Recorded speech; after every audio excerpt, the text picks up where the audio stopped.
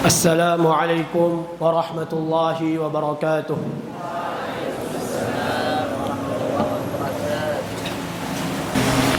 إن الحمد لله نحمده ونستعينه ونستغفره ونعوذ بالله من شرور أنفسنا ومن سيئات أعمالنا.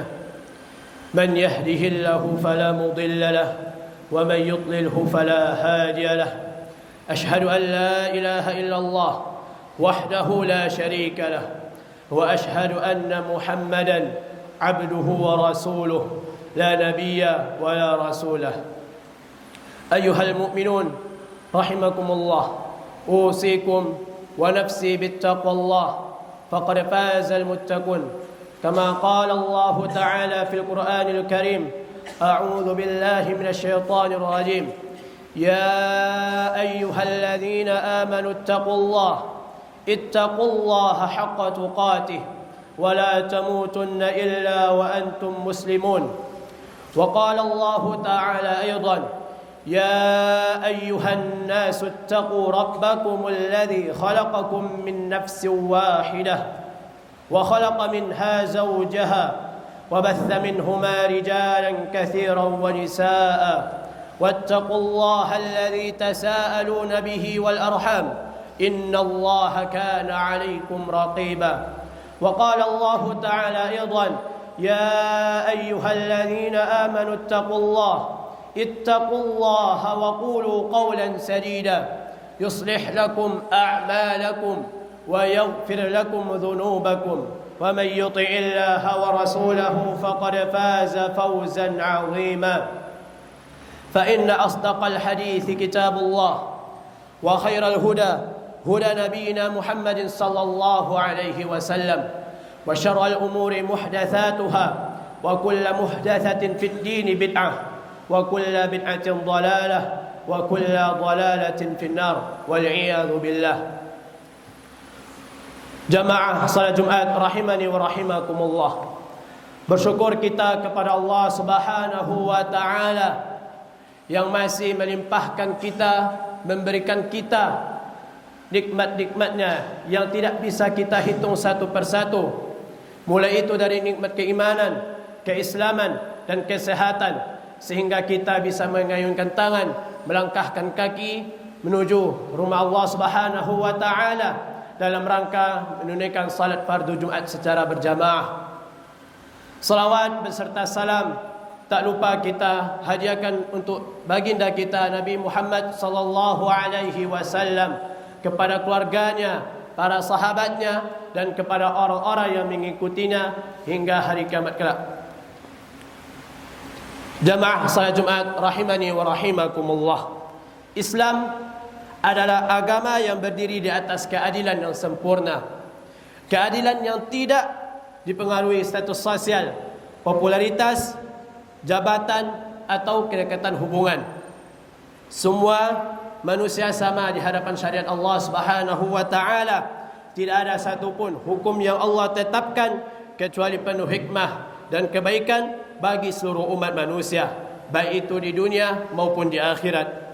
Jika di dunia saja Allah Subhanahu wa taala telah menetapkan hukum tanpa pandang bulu, maka di akhirat setiap amal sekecil apapun, mau itu kebaikan ataupun keburukan, akan diperhitungkan oleh Allah Subhanahu wa taala. Tidak ada kezaliman dalam keputusan Allah Subhanahu wa taala dan tidak ada satupun kebaikan maupun keburukan yang sia-sia di hadapan Allah Subhanahu wa taala. Allah lah Sang Al-Hakim, Sang yang paling adil, Sang Maha Bijaksana dan dalam setiap ketetapannya. Karena itu kita wajib berhati-hati dalam kehidupan ini. Jangan sesekali berani melakukan kerusakan di bumi, sekecil apapun itu, kerana semuanya akan dituntut balasannya kelak di hari kiamat dengan sangat adil. Jamaah salat Jumat rahimani wa rahimakumullah. Keadilan Allah Subhanahu wa taala adalah keadilan yang sempurna, tidak berat sebelah dan tidak pilih kasih. Setelah penaklukan kota Mekah, sebuah cerita seorang wanita terpandang dari Bani Makhzum melakukan pencurian. Kaum Quraisy gelisah karena khawatir nama baik bangsawan mereka tercoreng jika hukum hudud atau hukum syariat Islam ditegakkan. Mereka pun meminta kepada Usamah bin Zaid radhiyallahu anhu untuk memohon kepada Rasulullah sallallahu alaihi wasallam keringanan. Namun permintaan tersebut Rasulullah sallallahu alaihi wasallam menolak, dan beliau sallallahu alaihi wasallam marah kerana dianggap ingin menawar hukum Allah Subhanahu wa taala. Beliau sallallahu alaihi wasallam kemudian menyampaikan khutbah yang sangat tegas. Beliau sallallahu alaihi wasallam bersabda, "Innama ahlaka alladhina qablakum kanu idza saraqa fihim asy-syarif tarakuhu wa idza saraqa fihim ad-dha'if aqamu alaihi al-had wa imullah law anna Fatimah bint Muhammadin saraqat laqata'tu yadaha." Yang artinya, sesungguhnya yang membinasakan umat sebelum kalian adalah apabila orang terpandang di antara mereka mencuri, maka mereka membiarkannya, dan apabila orang yang lemah mencuri di antara mereka, mereka menegakkan hukuman had terhadapnya. Demi Allah, seandainya Fatimah binti Muhammad mencuri, maka akan aku potong tangannya. Hadis riwayat Imam Bukhari dan Muslim. Akhirnya wanita tersebut tetap dijatuhi hukuman sesuai syariat Islam. Ia pun bertaubat dengan sungguh-sungguh, menikah dan hidup terhormat setelahnya. Jamaah salat Jumat rahimani wa rahimakumullah. Hukum Allah adalah hukum yang paling adil dan penuh hikmah. Allah Ta'ala berfirman, "Innahu huwal hakimul alim." Sesungguhnya dialah yang maha bijaksana lagi maha mengetahui. Quran surah Az-Zariyat ayat 30. Ibn Abbas radhiyallahu anhuma berkata tentang ayat ini, Al-Hakim alladhi qad kammala fi hukmihi. Al-Hakim adalah zat yang telah sempurna seluruh hukumnya. Abu Al-Aliyah rahimahullah menjelaskan bahawa Al-Hakim huwa hakimu fi amrihi. Al-Hakim berarti Allah maha bijaksana dalam setiap urusannya. Muhammad bin Ja'far bin Zubair rahimahullahu ta'ala berkata, Al-Hakimu fi udhrihi wa hujjatihi ila ibadihi. Allah maha bijaksana dalam memberikan alasan dan hujjah kepada hamba-hambanya. Setiap perintah dalam Allah Subhanahu wa taala memiliki alasan yang kuat, penuh kasih, dan tidak akan pernah menzalimi siapapun. Larangan merusak bumi dan keadilan hukum Allah Subhanahu wa taala di muka bumi ini. Allah Ta'ala berfirman, A'udzu billahi minasyaitonir rajim, wa la tufsidu fil ardi ba'da islahiha wad'uuhu khaufan wa tama'a inna rahmatallahi qaribun minal muhsinin. Yang artinya, dan janganlah kamu membuat kerusakan di muka bumi ini setelah Allah Subhanahu wa taala memperbaikinya, dan berdoalah kepadanya dengan rasa takut tidak akan diterima dan harapan akan dikabulkan. Sesungguhnya rahmat Allah Subhanahu wa taala dekat kepada orang-orang yang berbuat kebaikan. Quran surat Al-A'raf ayat 56. Kerusakan atau al-fasad yang dimaksud di dalam ayat ini adalah mencangkup segala sesuatu tindakan yang menyalahi syariat dan merusak kemaslahatan makhluk. Yang pertama, kerusakan akidah, kesyirikan dan penyimpangan agama sebagai kerusakan terbesar setelah datangnya kebenaran. Yang kedua, kerusakan moral dan sosial, maksiat, keonaran, pertumpahan darah, tindakan kriminal dan penyimpangan perilaku yang merusak masyarakat. Yang ketiga, kerusakan hukum dan pemerintahan, korupsi, praktik zalim dalam hakim, penyalahgunaan wewenang serta penyelewengan keadilan. Yang keempat, kerusakan ekonomi, penipuan timbangan, merusak alat ukur dan mata uang, serta segala praktik ekonomi yang merugikan manusia. Yang kelima, kerusakan lingkungan, merusak air, menebang pohon tanpa hak, dan tindakan lainnya yang merugikan alam dunia ini.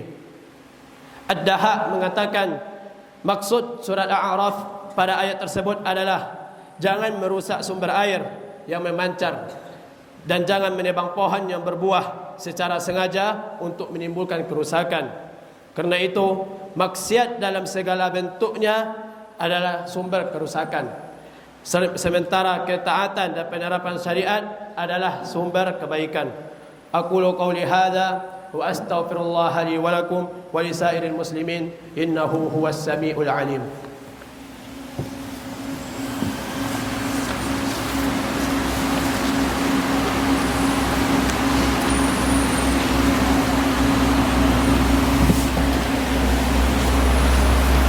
الحمد لله وكفى والصلاة والسلام على نبينا مصطفى وعلى آله وأصحابه أهل الوفا.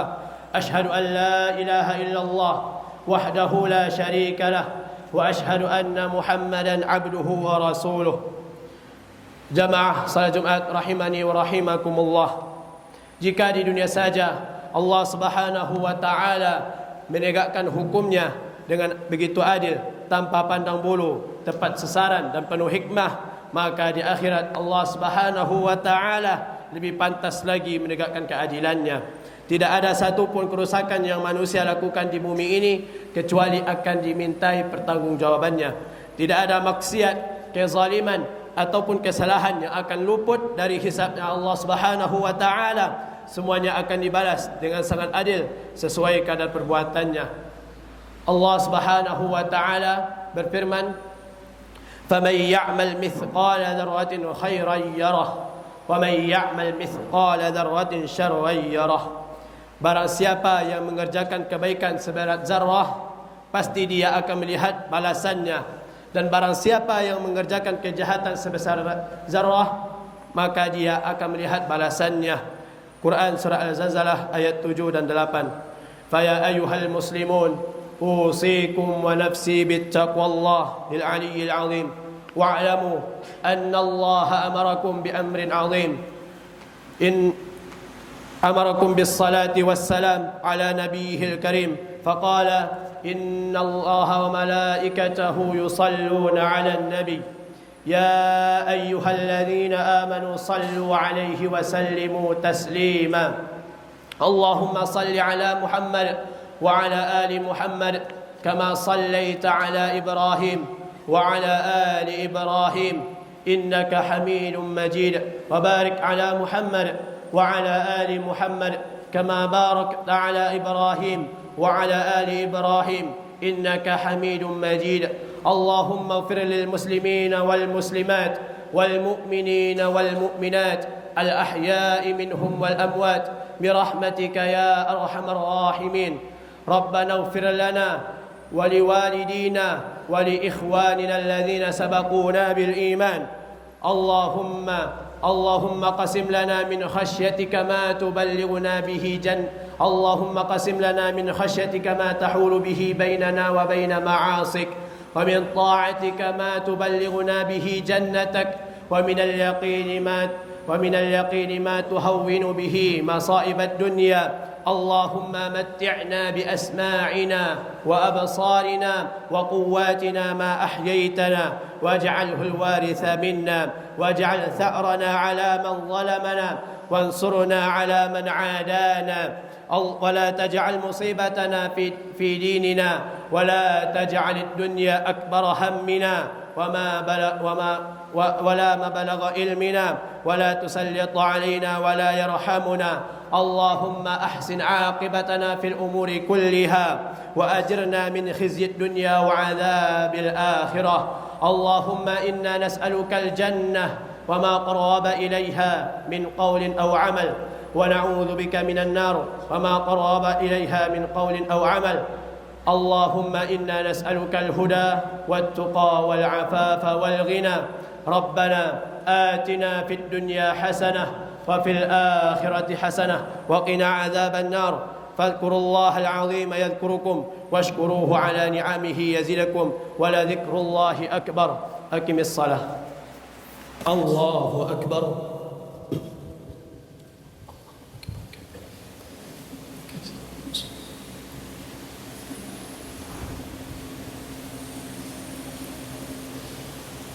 الحمد لله رب العالمين الرحمن الرحيم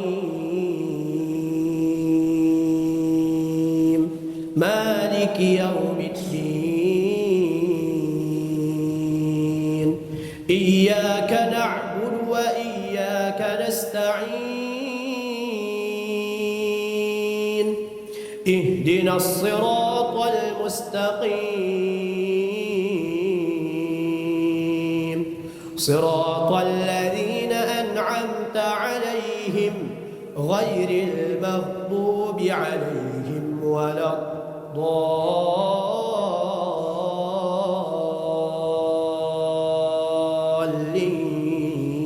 الضالين آمين.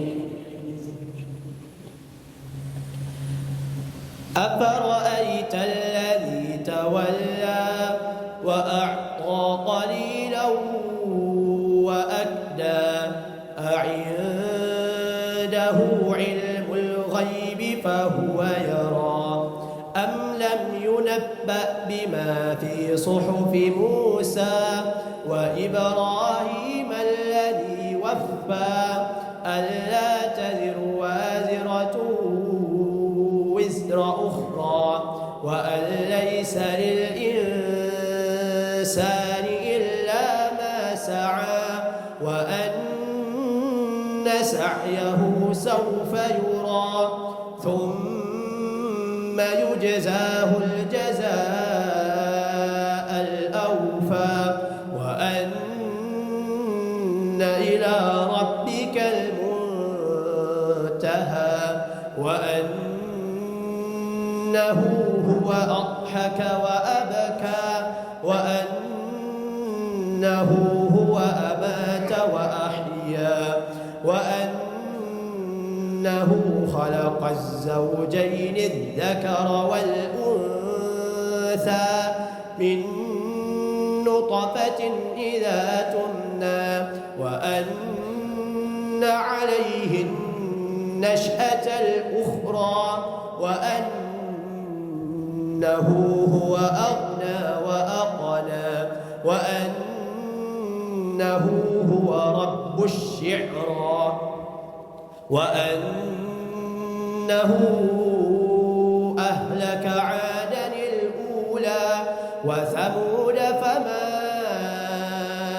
أبقى وقوم نوح من قبل إنهم كانوا هم أظلم وأطغى والمؤتفكة أهوى فغشاها ما غشا فبأي آلاء ربك تتمارى هذا نذير من النذر الأولى أزفت الآزفة ليس لها من دون الله كاشفة أفمن هذا الحديث تعجبون وتضحكون ولا تبكون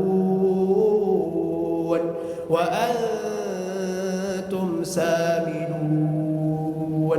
فاسجدوا لله واعبدوا. الله أكبر.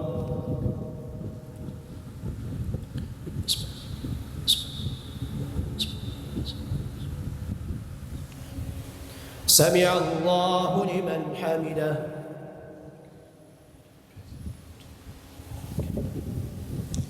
الله أكبر.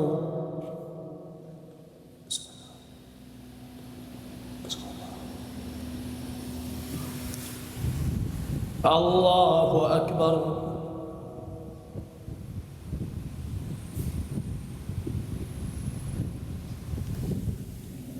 الله أكبر.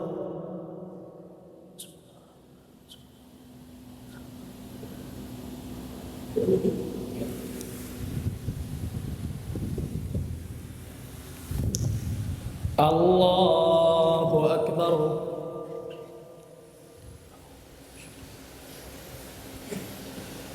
الحمد لله رب العالمين الرحمن الرحيم مالك يوم الدين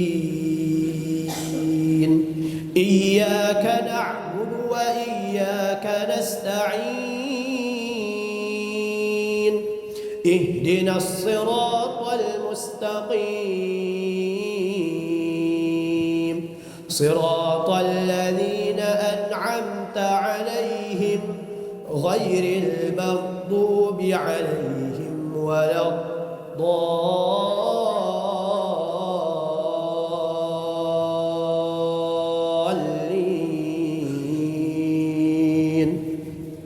آمين.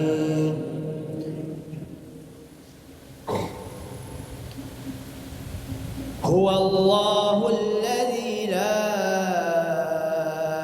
إله إلا هو عالم الغيب والشهادة هو الرحمن الرحيم. هو الله الذي لا إله إلا هو الملك القدوس السلام المؤمن المهيمن العزيز الجبار المتكبر سبحان الله عما يشركون. هو الله الخالق البارئ المصور له الأسماء الحسنى يسبح له ما في السماوات والأرض وهو العزيز الحكيم. الله أكبر.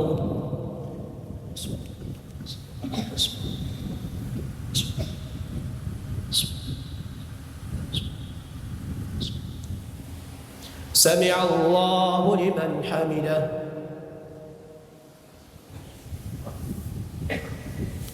الله أكبر.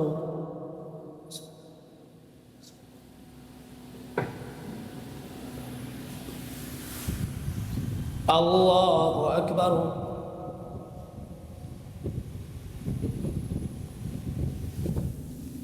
الله أكبر.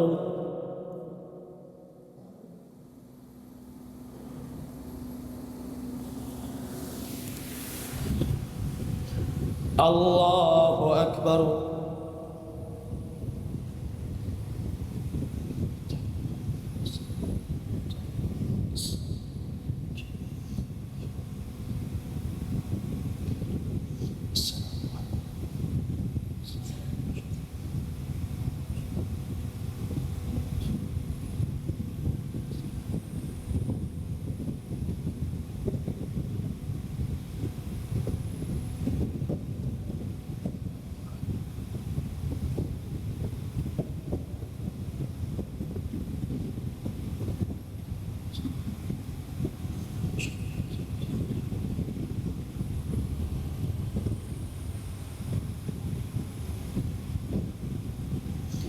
السلام عليكم ورحمة الله.